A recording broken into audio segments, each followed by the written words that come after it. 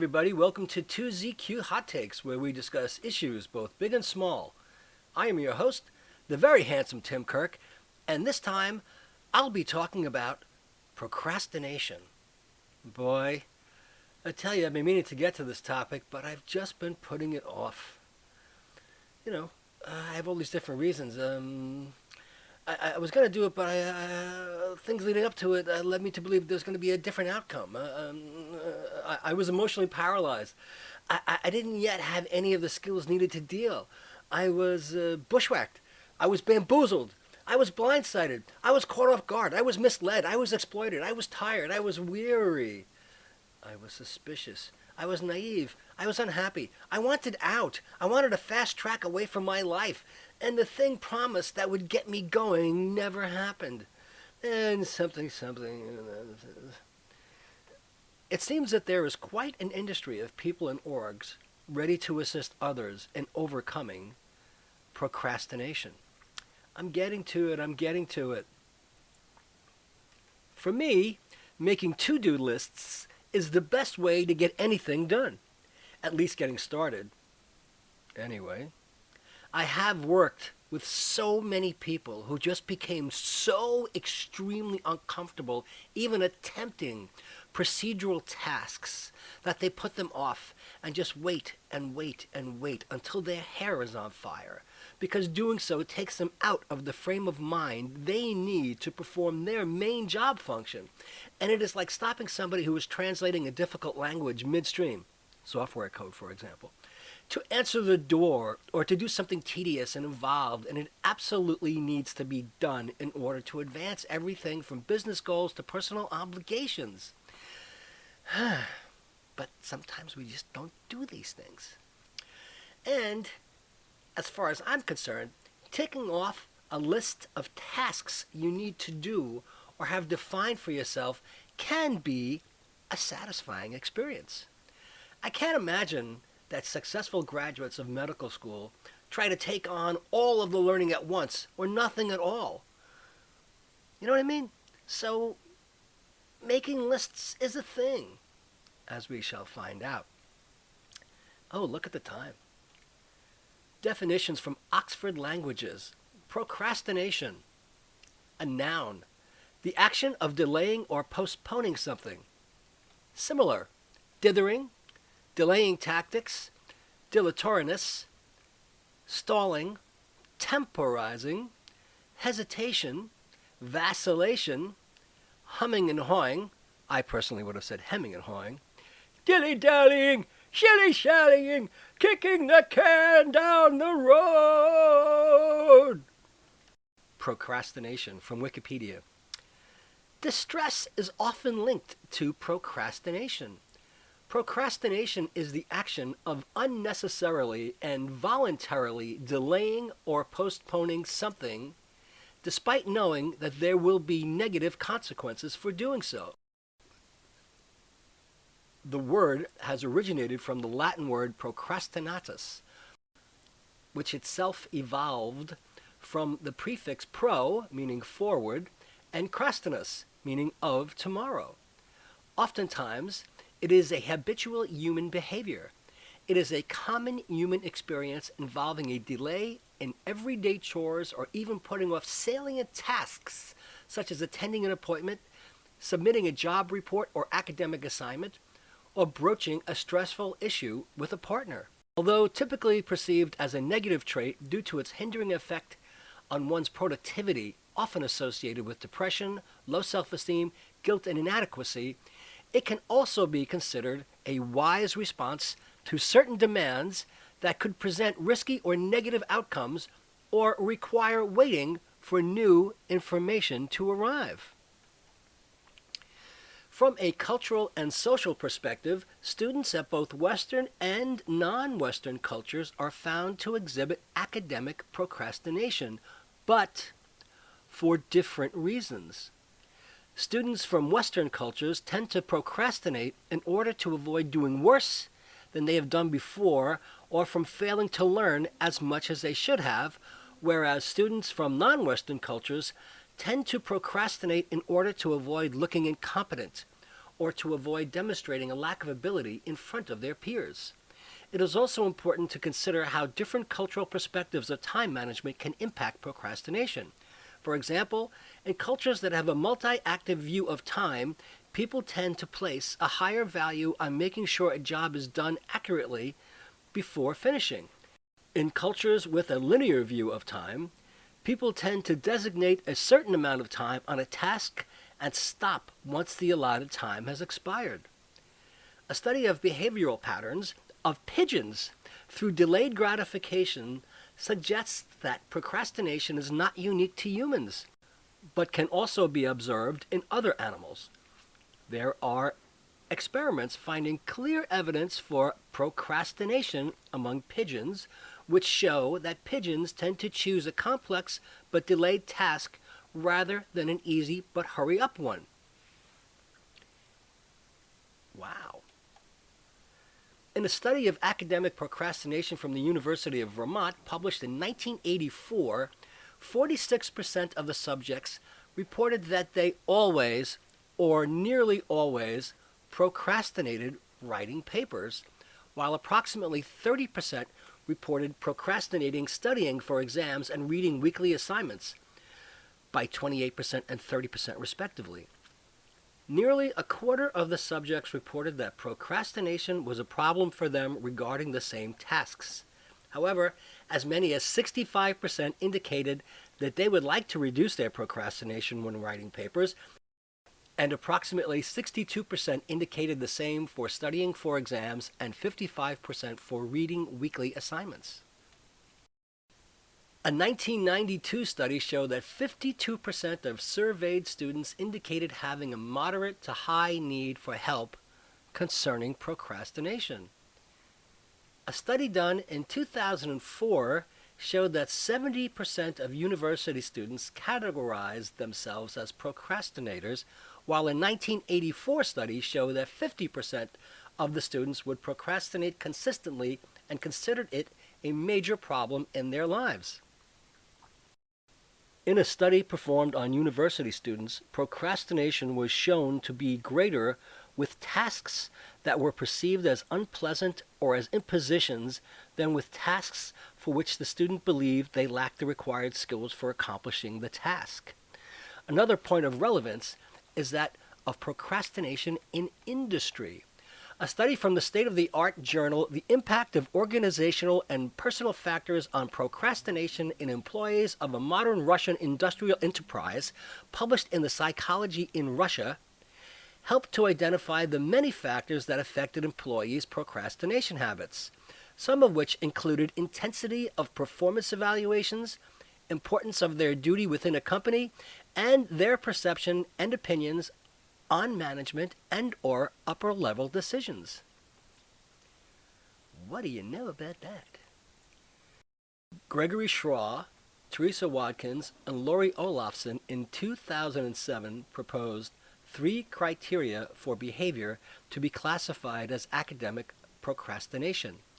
It must be counterproductive, needless, and delaying. Steele reviewed all previous attempts to define procrastination and concluded in a 2007 study that procrastination is to voluntarily delay an intended course of action despite expecting to be worse off for the delay. Sabini and Silver argued that postponement and irrationality are 2 key features of procrastination. Delaying a task is not deemed as procrastination, they argue, if there are rational reasons for the delay. Now, Steele, Sabini, and Silver are footnoted and cited in this Wikipedia entry. An approach that integrates several core theories of motivation as well as meta-analytic research on procrastination is the temporal motivation theory. It summarizes key predictors of procrastination, expectancy, value, and impulsiveness into a mathematical equation. Wow! From a psychological perspective, the pleasure principle may be responsible for procrastination. One may prefer to avoid negative emotions by delaying stressful tasks. As the deadline for their target of procrastination grows closer, they are more stressed and may, thus, decide to procrastinate more to avoid this stress. Some psychologists cite such behavior as a mechanism for coping with the anxiety associated with starting or completing any task or decision. Piers Steele indicated in 2010 that anxiety is just as likely to induce people to start working early as late, and that the focus of studies on procrastination should be impulsiveness. That is, anxiety will cause people to delay only if they are impulsive. That's an interesting conclusion. Negative coping responses of procrastination tend to be avoidant or emotional rather than task-oriented or focused on problem solving. Emotional and avoidant coping is employed to reduce stress and cognitive dissonance associated with delaying intended and important personal goals. This option provides immediate pleasure and is consequently very attractive to impulsive procrastinators at the point of discovery of the achievable goals at hand. There are several emotion-oriented strategies similar to Freudian defense mechanisms, coping styles, and self-handicapping. Coping responses of procrastinators include the following. Avoidance, avoiding the location or situation where the task takes place. Denial and trivialization, pretending that procrastinatory behavior is not actually procrastinating, but rather a task which is more important than the avoided one, or that the essential task should be done is not of immediate importance. Distraction, engaging or immersing oneself in other behaviors or actions to prevent awareness of the task.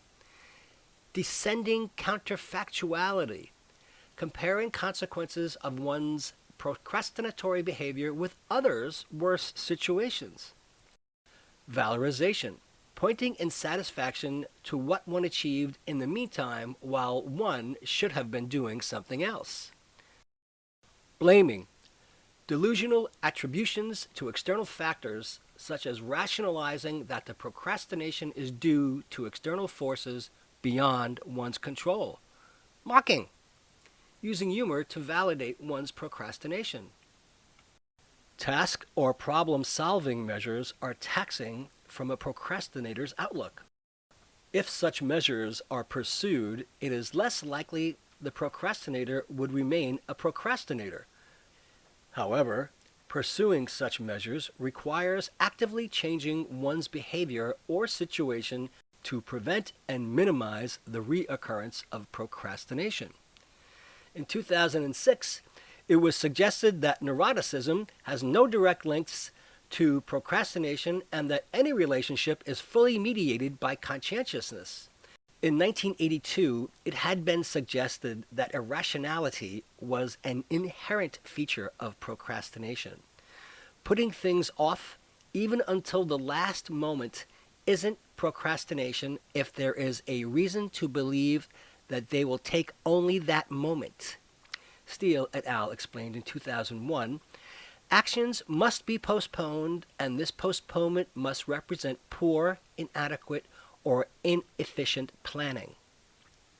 From a cultural perspective, according to Holly McGregor and Andrew Elliott in 2002 and Christopher Walters in 2003, academic procrastination among portions of undergraduate students has been correlated to performance avoidance orientation, which is one factor of the four-factor model of achievement orientation.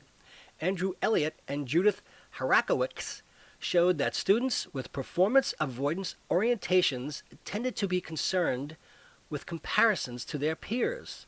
These students procrastinated as a result of not wanting to look incompetent or to avoid demonstrating a lack of ability and adopt a facade of competence for a task in front of their peers. Wow.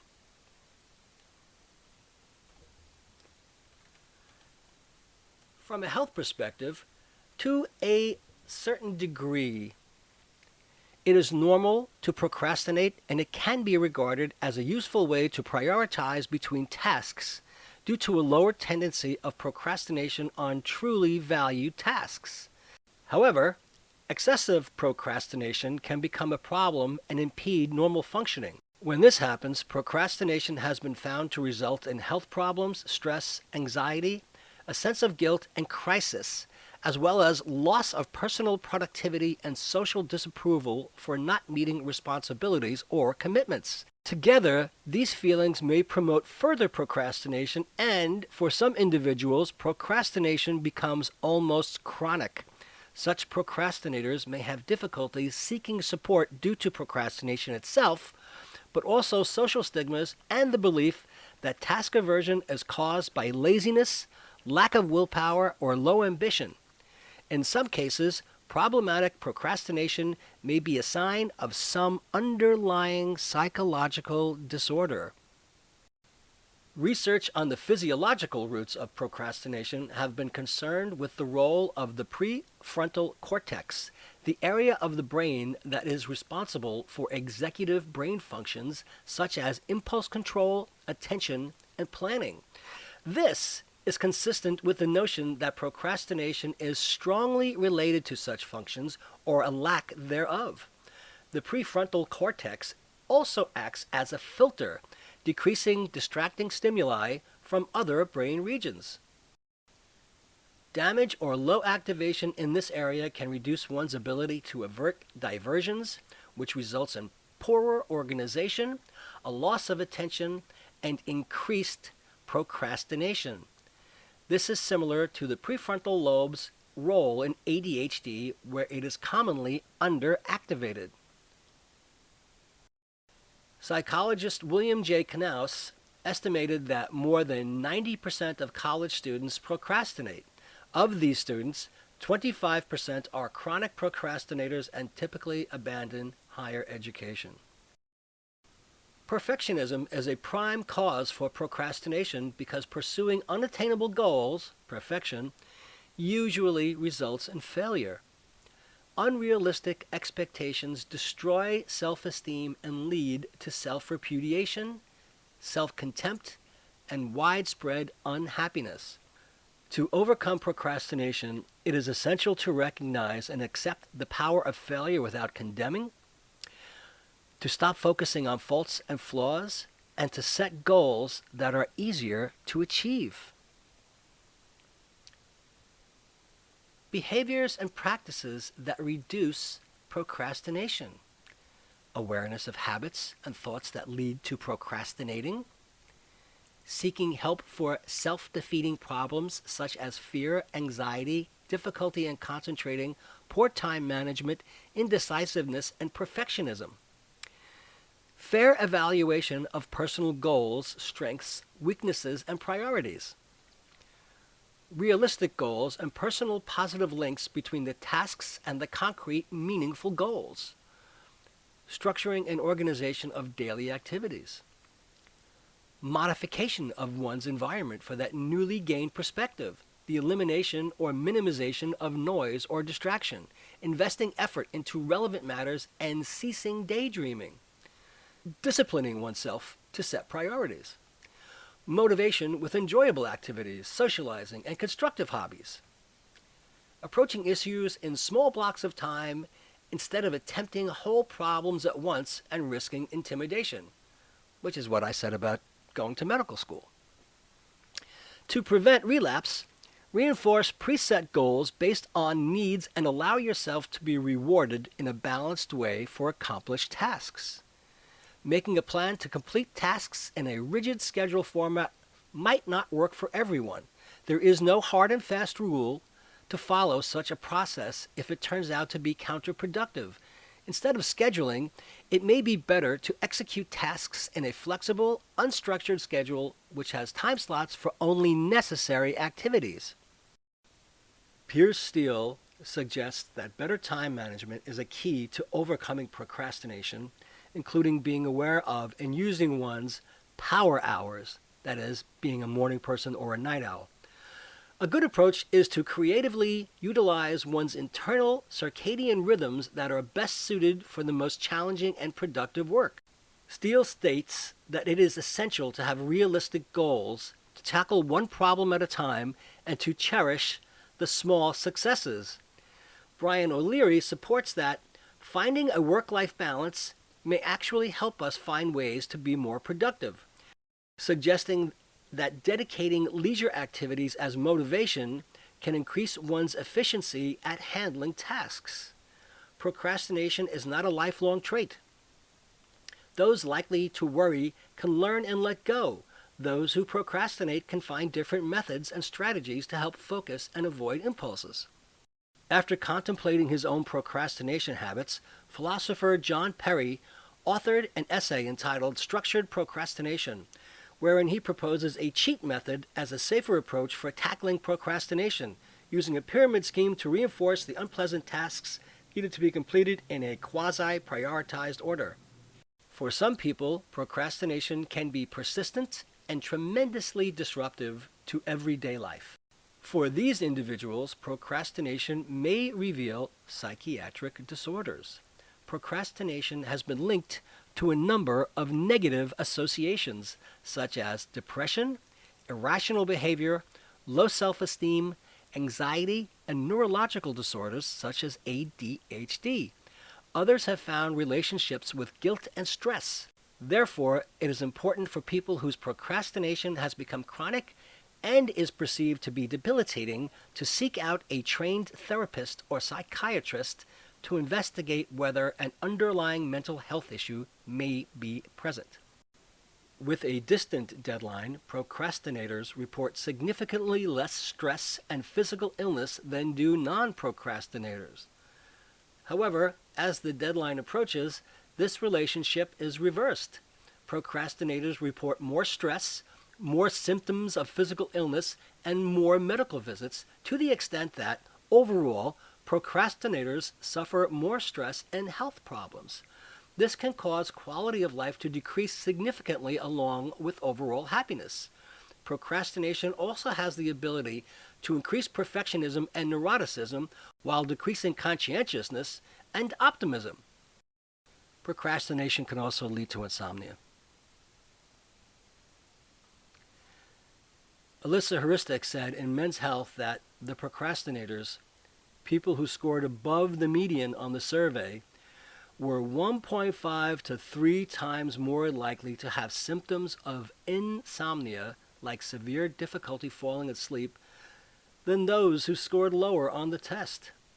I don't know what test this is. Insomnia can even add more problems as a severe and negative impact. Procrastination has been linked to the complex arrangement of cognitive, affective, and behavioral relationships, from task desirability to low self-esteem and anxiety to depression. A study found that procrastinators were less future-oriented than their non-procrastinator counterparts. This result was hypothesized to be in association with hedonistic perspectives on the present. Instead, it was found procrastination was better predicted by a fatalistic and hopeless attitude towards life. A correlation between procrastination and eveningness, which I have never heard before, was observed where individuals who had later sleeping and waking patterns were more likely to procrastinate. It has been shown that morningness increases across lifespan and procrastination decreases with age. Okay.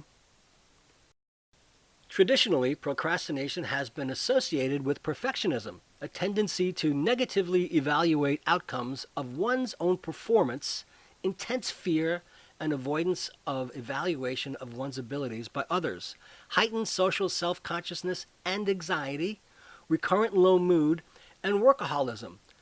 However, adaptive perfectionists, Ego-Dystonic Perfectionism, I've never heard that term before, were less likely to procrastinate than non-perfectionists, while maladaptive perfectionists who saw their perfectionism as a problem, Ego-Dystonic Perfectionism, again, another term I've never heard before, had high levels of procrastination and anxiety. In a regression analysis study of Steele from 2007, it is found that mild to moderate perfectionists typically procrastinate slightly less than others, with the exception being perfectionists who are also seeking clinical counseling. From the New York Times. Why you procrastinate. It has nothing to do with self-control. If procrastination isn't about laziness, then what is it about? By Charlotte Lieberman in March of 2019. If you've ever put off an important task by, say, alphabetizing your spice drawer, you know it wouldn't be fair to describe yourself as lazy. After all, alphabetizing requires focus and effort, and hey, maybe you even went the extra mile to wipe down each bottle before putting it back. I am so guilty of this. And it's not like you're hanging out with friends or watching Netflix. You're cleaning, something your parents will be proud of. This isn't laziness or bad time management. This is procrastination. If procrastination isn't about laziness, then what is it about? It's self-harm, said Dr. Piers Steele, a professor of motivational psychology at the University of Calgary and the author of The Procrastination Equation, How to Stop Putting Things Off and Start Getting Stuff Done. That self-awareness is a key part of why procrastinating makes us feel so rotten. When we procrastinate, we're not only aware that we're avoiding the task in question, but also that doing so is probably a bad idea. And yet, we do it anyway. This is why we say that procrastination is essentially irrational, said Dr. Fuchsia Soroy, professor of psychology at the University of Sheffield. It doesn't make sense to do something you know is going to have negative consequences. She added, people engage in this irrational cycle of chronic procrastination because of an inability to manage negative moods around a task. Wait, we procrastinate because of bad moods? In short, yes. Procrastination isn't a unique character flaw or a mysterious curse on your ability to manage time, but a way of coping with challenging emotions and negative moods induced by certain tasks. Boredom, anxiety, insecurity, frustration, resentment, self-doubt, and beyond. Procrastination is an emotion regulation problem, not a time management problem, said Dr. Tim Kirk, professor of psychology and member of the Procrastination Research Group at Carleton University in Ottawa. In a 2013 study, the two doctors found that procrastination can be understood as the primary of short-term mood repair over the long-term pursuit of intended actions. Put simply, procrastination is more about being focused on the immediate urgency of managing negative moods than getting on with the task. How about that? Procrastination, when the early bird gets the shaft. Stop letting modern distractions steal your attention. The particular nature of our aversion depends on the given task or situation. It may be due to something inherently unpleasant about the task itself, having to clean a dirty bathroom or organizing a long, boring spreadsheet for your boss. But it might also result from deeper feelings related to that task, such as self-doubt, low self-esteem, anxiety, or insecurity. Boy, these themes keep coming up over and over again. Staring at a blank document, you might be thinking, I'm not smart enough to write this. Even if I am, what will people think of it? Writing is so hard. What if I do a bad job? All of this can lead to think that putting the document aside and cleaning that spice drawer instead is a pretty good idea. But of course, this only compounds the negative associations we have with the task, and those feelings will still be there whenever we come back to it, along with increased stress and anxiety, feelings of low self-esteem, and self-blame. In fact, there's an entire body of research dedicated to the ruminative, self-blaming thoughts many of us tend to have in the wake of procrastination, which are known as Procrastinatory Cognitions. The thoughts we have about procrastination typically exacerbate our distress and stress, which contribute to further procrastination. But the momentary relief we feel when procrastinating is actually what makes the cycle especially vicious. In the immediate present, putting off a task provides relief. You've been rewarded for procrastinating, Dr. Soroy said. And we know from basic behaviorism that when you're rewarded for something, we tend to do it again. This is precisely why procrastination tends to not be a one-off behavior, but a cycle, one that easily becomes a chronic habit. Over time, chronic procrastination has not only productivity costs, but measurably destructive effects on our mental and physical health, including chronic stress, general psychological distress, and low life satisfaction, symptoms of depression and anxiety, poor health behaviors, chronic illness, and even hypertension and cardiovascular disease. If it seems ironic that we procrastinate to avoid negative feelings but end up feeling worse, that's because it is. And once again, we have evolution to thank. Procrastination is a perfect example of present bias, our hardwired tendency to prioritize short-term needs ahead of long-term ones. We really weren't designed to think ahead into the further future because we needed to focus on providing for ourselves in the here and now, said psychologist Dr. Hal Hershfield, a professor of marketing at the UCLA Anderson School of Management. Dr. Hershfield's research has shown that, on a neural level, we perceive our future selves more like strangers than as parts of ourselves. When we procrastinate, parts of our brains actually think that the tasks we're putting off and the accompanying negative feelings that await us on the other side are somebody else's problem. To make things worse, we're even less able to make thoughtful, future-oriented decisions in the midst of stress. When faced with a task that makes us feel anxious or insecure, the amygdala, the threat detector part of the brain, perceives that task as a genuine threat, in this case to our self-esteem or well-being. Even if we intellectually recognize that putting off the task will create more stress for ourselves in the future, our brains are still wired to be more concerned with removing the threat in the present. Researchers call this the amygdala hijack. I never heard of that one before, but, sure. Unfortunately, we just can't tell ourselves to stop procrastinating. And despite the prevalence of productivity hacks, focusing on the question of how to get more work done doesn't address the root cause of procrastination. We must realize that, at its core, procrastination is about emotions, not productivity. The solution doesn't involve downloading a time management app or learning new strategies for self-control. It has to do with managing our emotions in a new way. Our brains are always looking for relative rewards. If we have a habit loop around procrastination where we haven't found a better reward, our brain is just going to keep doing it over and over and over until we get something better to do, said psychiatrist and neuroscientist Dr. Judson Brewer, Director of Research and Innovation at Brown University's Mindfulness Center. To rewire any habit, we have to give our brains what Dr. Brewer called the bigger, better offer, or BBO. In the case of procrastination, we have to find a better reward than avoidance, one that can relieve our challenging feelings in the present moment without causing harm to our future selves. The difficulty with breaking the addiction to procrastination in particular is that there is an infinite number of potential substitute actions that would still be forms of procrastination, Dr. Brewer said. That's why the solution must therefore be internal and not dependent on anything but ourselves. And there are different ways to achieve this, including forgiving yourself for procrastinating. Procrastination reviewed by Psychology Today staff.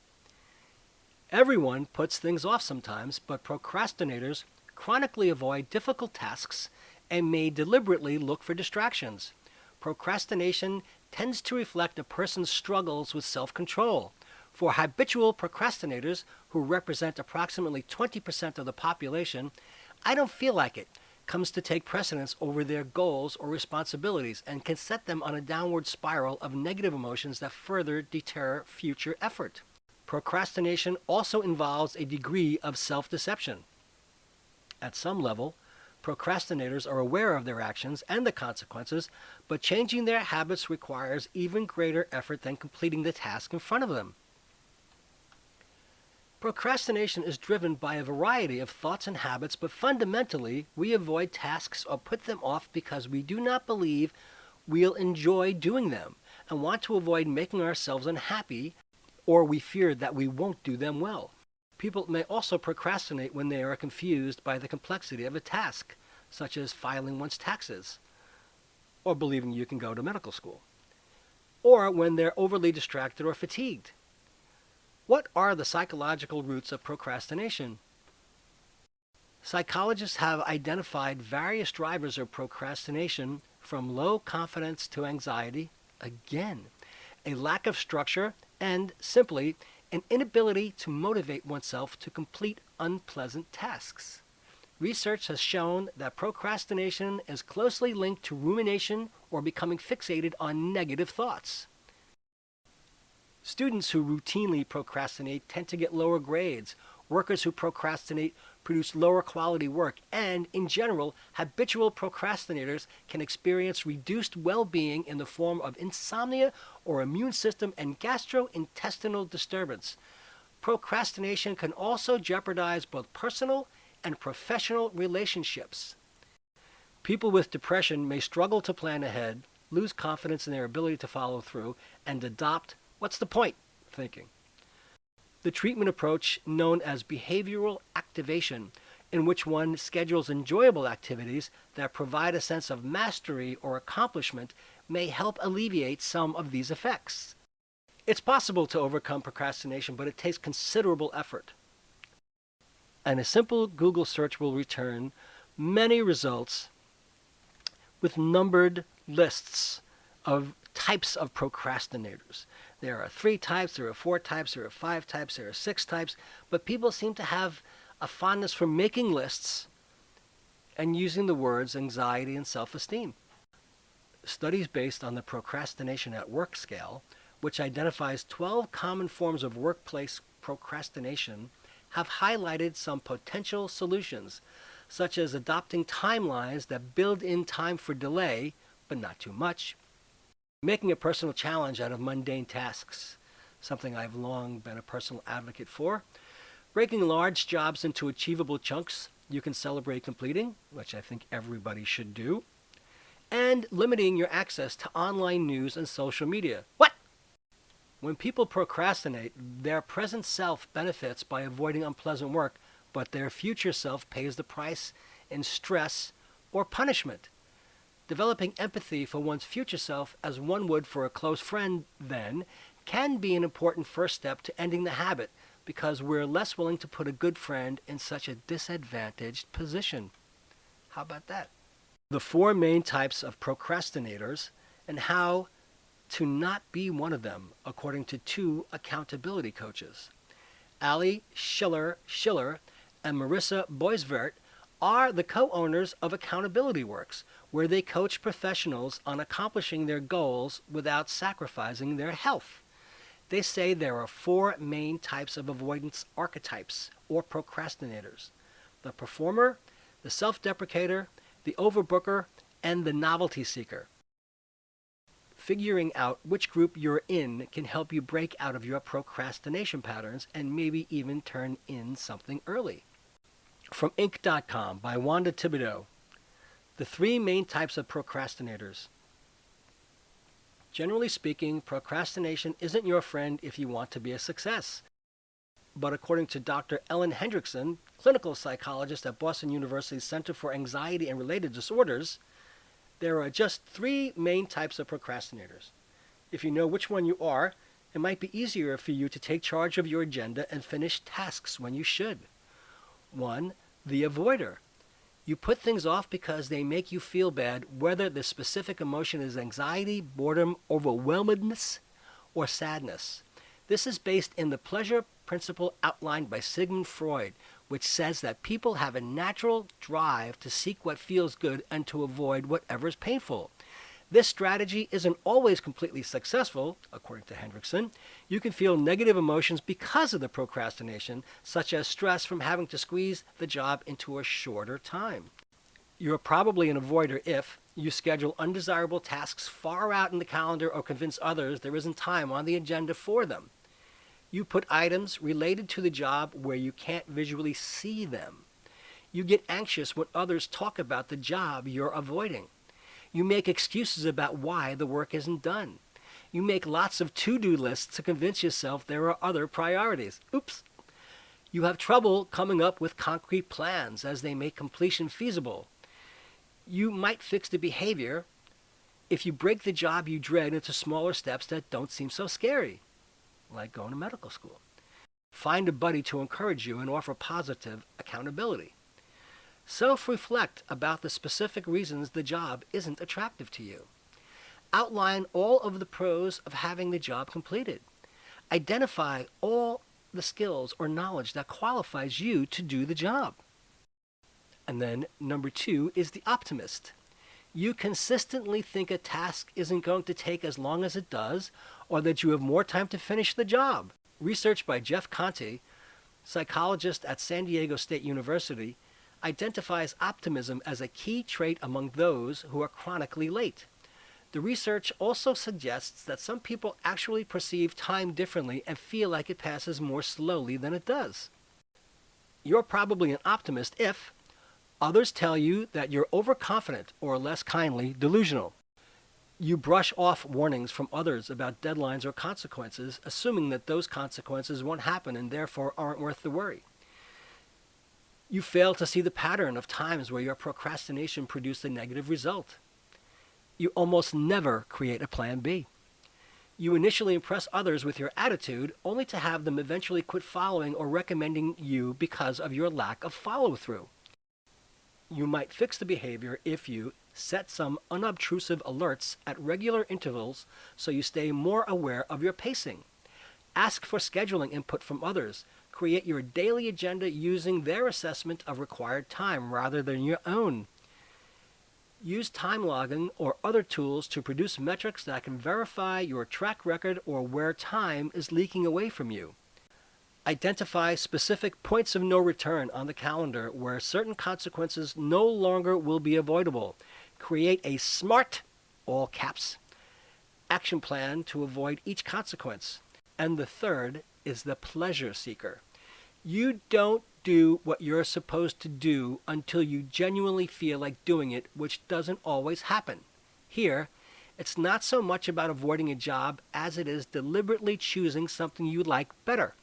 As Hendrickson notes, this is bad because others can get frustrated and pick up your slack, which can breed resentment and earn you a reputation as a slacker.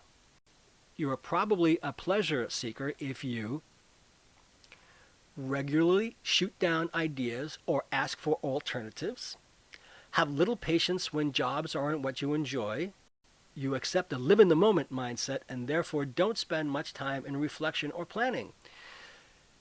You often pivot the conversation to something else you're enthusiastic about.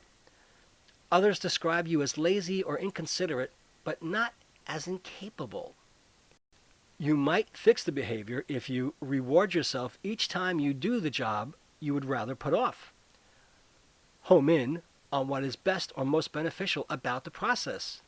Give yourself small breaks throughout the job to do something you like so you don't see one long period of torture ahead of you. Be honest with yourself that you might never be in the mood. Focus on how you will feel after getting it off your plate. Find ways to incorporate what you find enjoyable into the job, such as using a specific tool or working in a certain location. No matter what type of procrastinator you happen to be, being able to do what's required when it's required is a fantastic goal. If you are realistic and invite others to keep you on track, reaching that objective will be no sweat at all.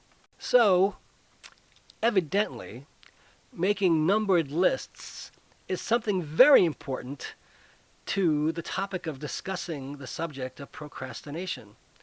Also, using the word procrastination in the context of any article about procrastination is keenly important as well. I'm still sticking to my to-do lists. Thanks for listening. See you next time. And as the kiddies say, peace out.